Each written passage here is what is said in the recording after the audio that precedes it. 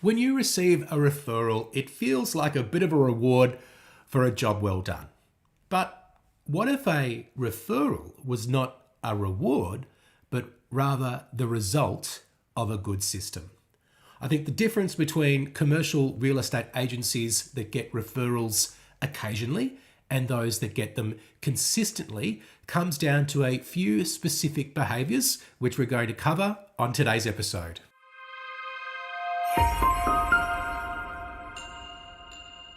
This is episode 268 of Commercial Real Estate Leadership. My name is Darren Krakowiak. I'm here to help you lead better, grow faster, and stress less. And today I want to do a bit of a refresh of a previous episode, episode 209, where we talked about referrals, but I'm going to introduce some new elements that weren't in that episode the first time around. So let me just do a bit of a recap of some of the most important points from that episode. Referrals flow from relationships, okay? Not just the results that you produce. So you've got to be delivering great work and also investing in relationships beyond the transaction in order to have referrals flowing into your business. Now, when you are working with clients, I think it's really important to make sure they understand the value of what you're delivering. So we've got to weave the so what into your reporting. So don't just tell them about activity that's come off the back of a campaign. Connect it to the outcomes and highlight your worth when you're sharing that information with them. I think that's what makes clients feel like they're working with a good agent, not just one who is doing their job. Another thing that we talked about in that episode is the testimonial effect. So being on the lookout for triggers, for opportunities to ask for a testimonial, because when a client writes a testimonial, they are reminding themselves of what they appreciated about working with you, and that reminds them of what it is that they might say to somebody else if they were looking to refer you. And one of the other key points from that episode is this concept of a 5-star client. So we don't want to generically ask for referrals. Hey, do you know anyone who might be a good client for me?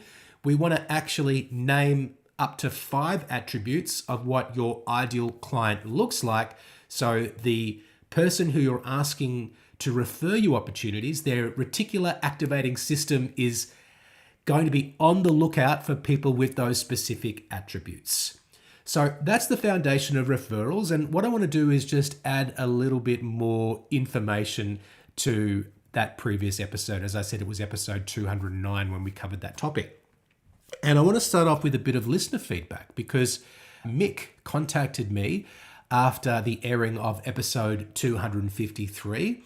And that was an episode where we talked about what I would do if I was just getting started in commercial real estate, and it was part of our best of series that we just wrapped up a couple of weeks ago.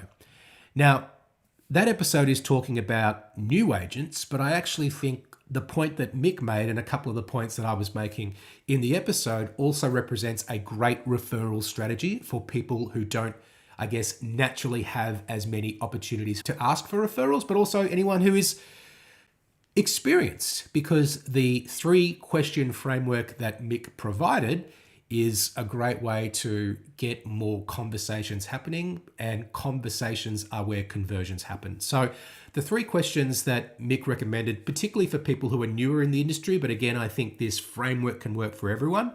Number 1 is, do you know anyone in the industry that I could add value to? Okay, do you know anyone in the industry that I could add value to? The second question is there anyone you think I should be speaking to for further advice? Was the context around that, but it could be about anything.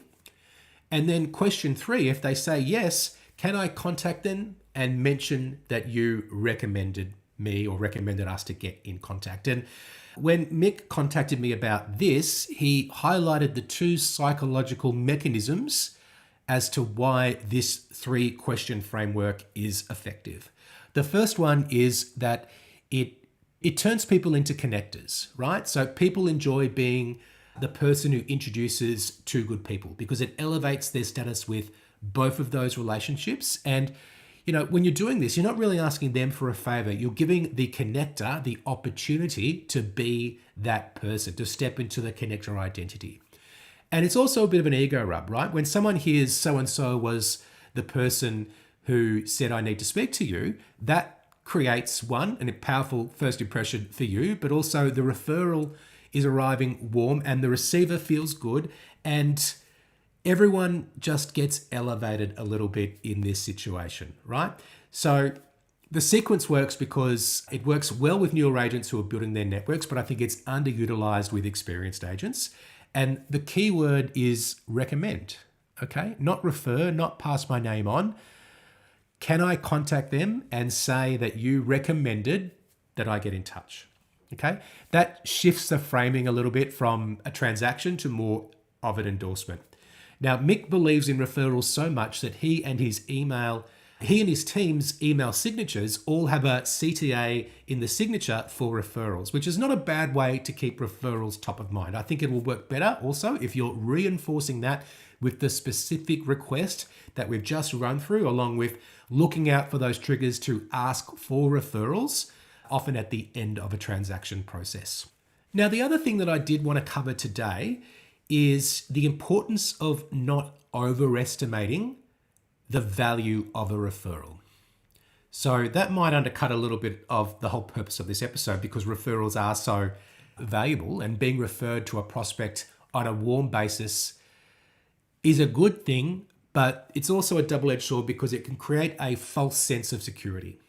So what I want you to remember is that sometimes a referral gets you in the room, it gets you into the process, but it doesn't necessarily close the deal. And I think the mistake that can be made, and I'm guilty of having made this mistake myself, is that you can treat the referral as a shortcut past your typical sales process.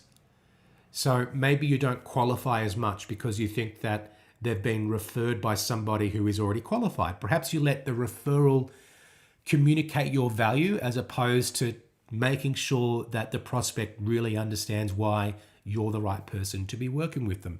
Maybe you assume that the goodwill that you've received from the referrer is going to carry you across the line. The reality is, a warm referral means the prospect trusts you enough to take the meeting. It doesn't mean they've decided to hire you, and the conversion still depends on how well you run the process from the time that you receive the referral. So the lesson that I've learned from when I've received referrals that haven't converted is that I've got to always follow my process, okay? So with referred prospects, that means that exactly the way that we would treat any other prospect, we follow the process with them. We ask the same diagnostic questions. We really try to dig into what their motivations are, what's motivating them to do something, and also what is it that they're pulling away from to create some distance between us and whatever that fear or frustration is. We want to make sure that we confirm the timeline. We present in the same way as we usually would, and we follow them up in the same way as well. I think, if anything, a referred opportunity deserves more discipline, not less, because the stakes are actually higher. If you lose a cold prospect, it costs you the deal, okay?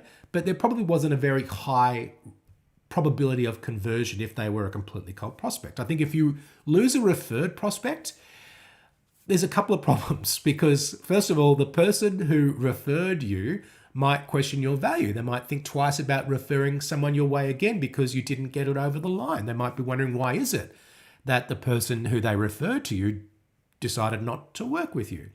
And it's really a waste of a good opportunity.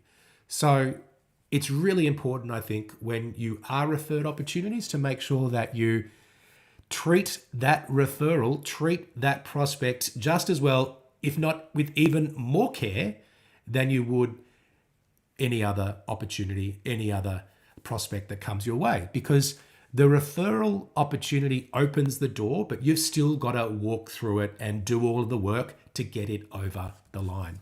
So just as a recap, I want to cover off Mick's 3 questions. Number 1, do you know anyone in the industry, in the market, that I could add value to? Question 2, is there anyone that you think I should speak further to? If you don't have a lot of experience, it could be for further advice. If you do have a lot of experience, it could be about whatever it is that you want to talk about. And if they say yes, you can ask them, can I contact them and mentioned that you recommended it? Okay, so that's those three questions. And I think the recommended framing really makes the ask feel like an opportunity, not just a favor. And I would recommend that you also have the discipline to run your full sales process, even when a referral makes you feel like the job is half done, because it's not done until it's done. And as I said, this is a lesson that I've learned sometimes the hard way. You don't want to waste a good inbound referral by not following your process to the T. Because to do any less than that, I think, is really letting yourself down and also letting down the person who had the goodwill to refer that opportunity to you in the first place. That is our episode for today. Thank you so much for listening, and I will speak to you soon.